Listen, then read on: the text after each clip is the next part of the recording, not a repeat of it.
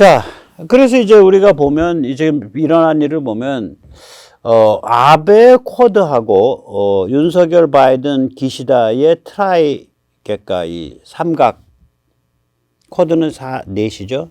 트라이앵글, 트라이는 셋이죠. 이거를 좀 우리가 좀 비교를 해서 생각해 볼 필요가 있죠. 이 아베 쿼드는 이제 겉만 화려한 속빈 강정이죠. 뭐 인도 큰 나라죠. 일본도 큰 나라고 미국도 큰 나라고 호주도 뭐 인구수는 작지만 면적 어마어마한 데다가 세계 최강의 자원국가고 그렇게 해서 쿼드라고 해서 만들었지. 그런데 자 이제 중국을 대항하는 군사동맹 혹은 군사적 그런 압박이라는 관점에서 보면 저게 속빈 강정이라고. 일단 호주는요 다윈을 기준으로 해서 서울에서 6,000km입니다. 호주의 그 북쪽 노던 테리토리, 그건 주 이름이고 노던 테리토리의 제일 큰 도시가 다윈이죠. 북쪽 아래저 시드니나 뭐 멜버른 말고 거기까지가 6,000km예요 호주가. 그리고 호주가 뭐 군사적 약체잖아요 기본적으로.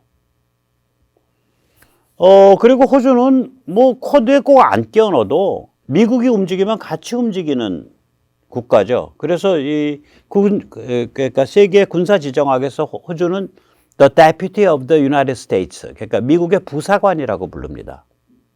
우리가 부보안관 그러면 Deputy Sheriff라 그러잖아요. Deputy Secretary 그러면 부장관이잖아요.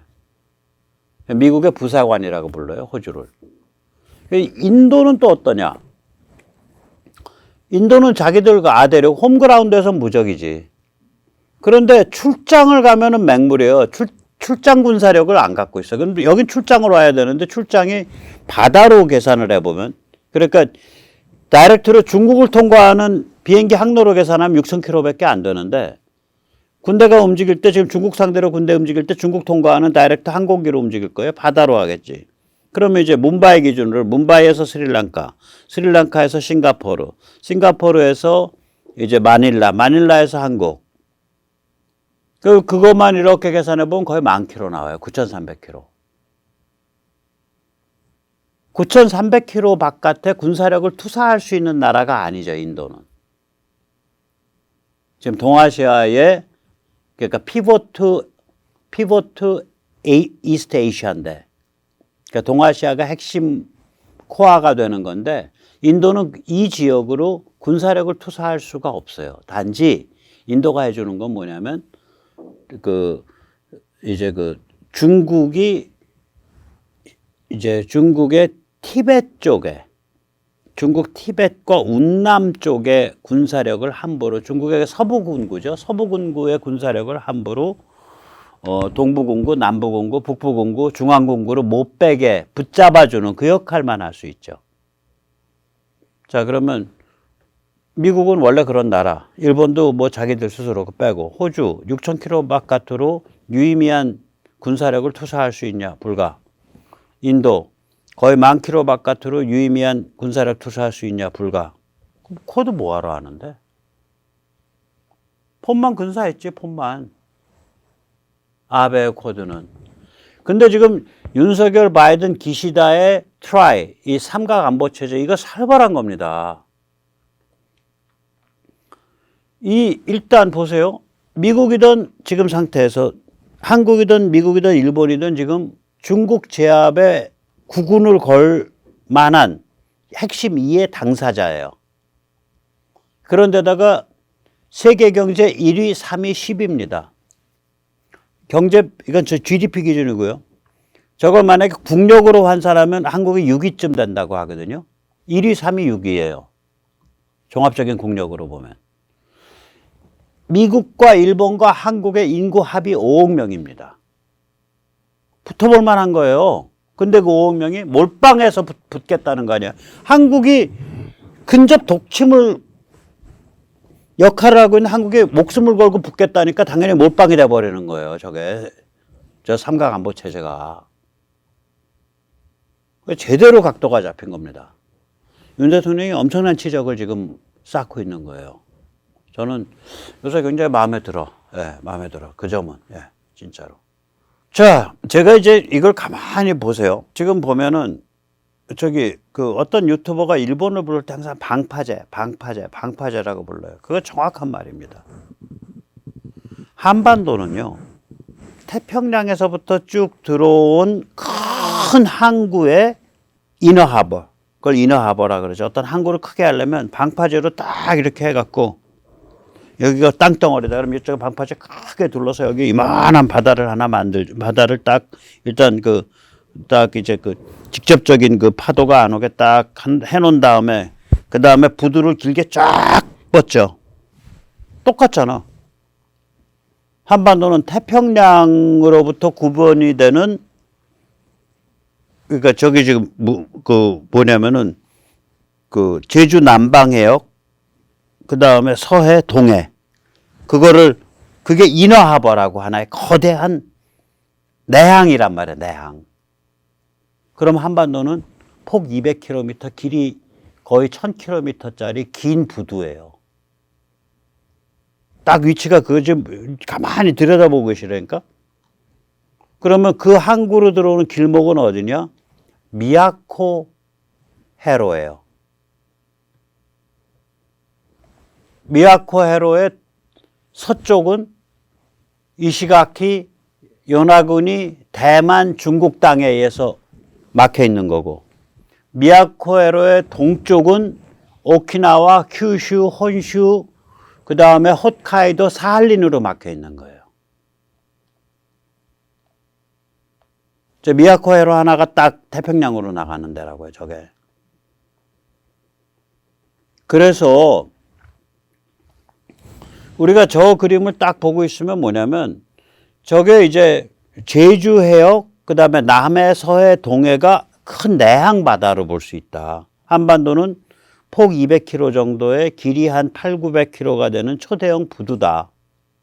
그럼 저건 무슨 얘기냐? 중국은 한반도 전체, 대한민국까지 먹어도 태평양 나가는 데는 도움이 안 돼요. 중국이 대만을 먹어야 태평양 나가는 데 도움이 돼. 야, 그러면 저게 저거 중국과 러시아 일부, 일본에 의해서 형성이 되어 있는 거대 내항의 부두네. 부두가 최고 아닙니까? 부두가. 그 물류 다루는 사람들은요, 부두 하나에 전용 공간 가지면은 대대손손이 금숟가락 물고 살아요. 부두 하나에, 예를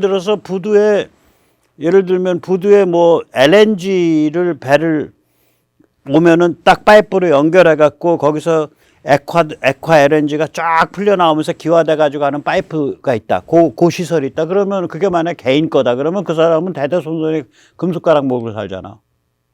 부두에 예를 들어서 시멘트 배가 들어온다. 시멘트 배도 시멘트에서 뭐 포대로 들어오는 거 아닙니다. 벌크로 들어와요. 그럼 그걸 쏜다고 파이프 연결해갖고. 그럼 부두에서 그 파이프로 잡아갖고 쫙 연결해서 시멘트 사일로로 뭐 2만 톤이 쭉 들어간다. 자동으로. 그거 갖고 있다. 그러면 거기 개인 거다. 그러면 그 대대손손이 금숟가락 물고 사는 거예요. 세계 최대의 내항이라고요, 저게. 내항. 그러니까 제주 남방해역서부터 쭉. 그리고 주변이 전부 그냥 어마무시한 데잖아. 중국 GDP의 거의 80%. 물론 이제 후지안, 광동, 은 빠져야 되니까 80%까지 GDP에 그래도 한 60%, 인구의 한 40~50%가 몰려 있고, 일본이 다 몰려 있고, 이런 거대 내항이죠, 저거. 저 거대 내항의 부두기 때문에 정말로 경제지리적으로는 어마무시한 이점인데, 저게 동시에 군사지정학적 핫스팟이죠. 정말 뜨겁고 무서운 장소지. 그래서 역설적으로 말하면 한반도에 자원이 없고요. 한반도에 평야가 없기를 다행입니다. 우리가 솟은 산맥과 계곡과 강으로 연결되고 섬 많길 다행이에요. 만약에 그런 게 없었고 그냥 한반도가 밋밋한 평야로 어디 가나, 우크라이나처럼, 우크라이나가 전국토 60%인가 70%가 농토거든요. 60만 제곱킬로미터에 60%니까 36만 제곱킬로미터 나오잖아요. 한국이 10만 제곱킬로미터에 20%니까 2만 제곱킬로미터 나오거든요. 우리 농지의 우크라이나가 18배예요. 18배, 20배라고요. 그런 식으로 평평한 기름진 땅에다가 자원 많았으면 우리는 작살났어요. 작살났어요. 우리는 위치 자체가 경제지리적으로 저게 완전 길목이에요. 그래서 저걸 보면서 그 다음에 이제 우리의 그런 군사지정학적 통찰을 한번 해보면 또 제가 오다 가다 또 한마디 해야죠. 예, 항공모함은 무식한 개꿈입니다. 굉장히 위험한 개꿈이죠. 지금 이 오른쪽 위에 띄워놓은 게 뭐냐면 저게 분산형 치명성이라는 distributed lethality라는 건데 저게 지금 따끈따끈한 미 해군의 전략 개념이에요. 저게 중국을 이제 겨냥을 하다 보니까 중국 얘들이 막 Anti-Access Aerial Denial 반접권 지역 거부 막 1500km, 1600km까지 함정을 이렇게 뭘로 쏴갖고 공격을 할 수 있을 것 같고 이게 이렇게 계란을 한 바구니에 넣었다가는 재미없겠거든. 계란을 한 바구니에 넣었다가는 재미가 없겠거든. 그래서 이걸 분산형으로 규모를 안 키우고 하나하나의 전함이나 혹은 항모 전단은 규모를 안 키우고 그래서 분산형으로 이렇게 넓게 펼쳐서 써야 되는구나 이 생각을 하는 거예요. 자, 저기는 지금요 내항도 아닙니다. 내항도 아니에요. 우리 저기 제가 내항이라고 불리는 저 지역도 아니에요. 저 노란 저 계란형 바깥도 분산형으로 간다는 소리예요. 우리는 노란 계란형 아니야. 근데 어떻게 항모를 하자는 얘기가 나오냐고. 이게 IQ가 20이든지 아니면 그냥 뭐 일반 국민도 그냥 솔깃하게 꼬시는 소리든지 아니면 중국 간첩이든지 셋 중에 하나죠. 그냥 유튜브 코인팔이든지 혹은 간첩이든지 혹은 머리가 아주 나쁘든지. 항모 일반 사람들은 혹해서 얘기할 수 있지만 군사 평론을 좀 한다든지 군사 지정학을 들여다보는 사람이 저런 소리 한다면 저거는 웃기는 소리다. 그래서 제가 강구형을 굉장히 무능하고 위험한 사람으로 보는 거예요. 지금 항모파의 두목은 강구형이 됐어요. 해군 쪽에서는 항모 얘기 항자도 얘기 안 해. 항자도 얘기 안 하는데 강구형이 혼자만 카이에서 KF-21을 함재기로 만들 수 있습니다. 이름을 함구형으로 바꾸세요. 아니면 강재기로 바꾸시든지 성씨 바꾸시기 싫으면. 뭐 저런 사람이 있어. 저거 잘라내야 돼. 저거 아주 그냥 위험하고 탐욕스럽고 왜냐면 저 흐름이 카이 내부에 있었을 거라고요. 그 사람들 뭐 노조라든지 문바스로 온 사람들이 어딘지 모르지만 그런 게 그 사람들이랑 짝짝꿍 하려는 거야. 저기 나와서 얘기하는 거 보니까 그 조상문과 안상문과 딱 함재기 파도만 제가 가서 다 얘기했습니다. 제가 가서 UAE 가서 저기 수송기 개발 같이 얘기했습니다. 명어 써가면서 뭐 발음만 무지하게 유식한 척 꼴값을 떨더만. 어디 유튜브 방송에서 나오는 거 보니까. 이제 그런 사람들, 그 카이 내부의 항모파들, 함재기파들을 자기 사람으로 끌어들이려고 카이를 망치는 길을 지금 얘기하고 있는 거예요. 강구형이가. 강구형 씨 당신 정신 좀 차려야 돼. 정신 차릴 때까지 백모가 왔다 갔다 하면서 한 방씩 팰게. 자, 그래서 동북아 내항을 이걸 어떻게 항모로 지킵니까, 이걸. 그냥 한반에 봐도 그냥 알잖아요. 이거 항모로 지킬 수 있는 데가 아니에요. 우리 여기에서 지금 저게 생사를 걸은 지금 그 근접 독침을 해야 되는데, 우리 역할이. 우리가 해야 될 일이.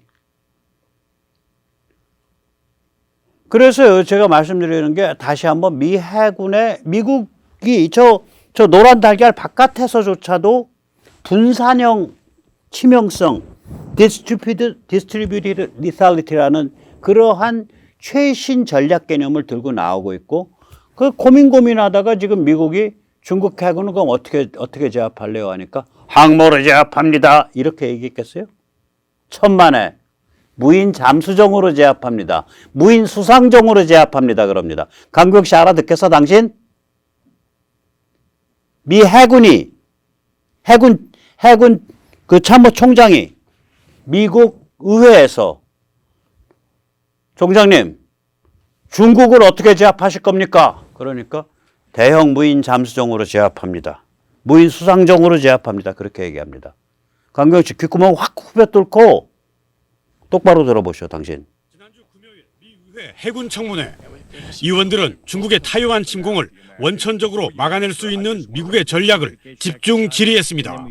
Are there things currently in our armory that we could be using or retrofitting right now to help, deny China's invasion of Taiwan? 마이클 길데이 미 해군 참모총장은 개발 막바지 단계 최첨단 무인 잠수정을 해법으로 제시했습니다. Our first large undersea vessel is in the water right now off the coast of California in testing. That testing is going fairly well. There'll be 5 more additional UUVs that follow that one. 길데이 총장은 이 잠수정이 수중 폭탄인 기뢰를 설치해 중국의 침공 계획을 뒤집을 게임 체인저, 즉 전쟁의 결과나 판도를 바꿀 중요한 무기가 될 거라고 자신했습니다.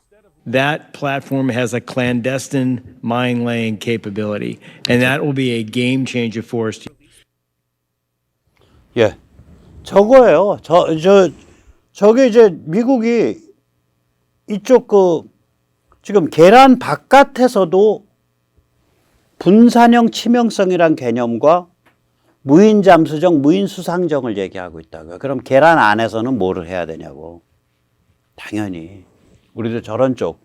그 다음에 거의 스텔스 합동화력하면 5척 되면요, 그 공격 대상입니다. 5척이 한날 한시에 공격당할 리 없잖아. 하나 깨지면 나머지 4개는 작살낼 수 있잖아요.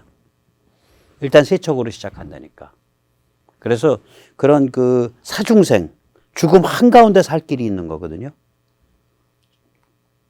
그래, 너희가 칼 뽑으면 우리 죽겠지. 근데 우리 죽을 때 너희 해안 8개 성과 3개 직할이 작살나는 거야. 우리 같이 그렇게 나가야 됩니다. 네, 오늘 여기까지 모시겠습니다. 감사합니다.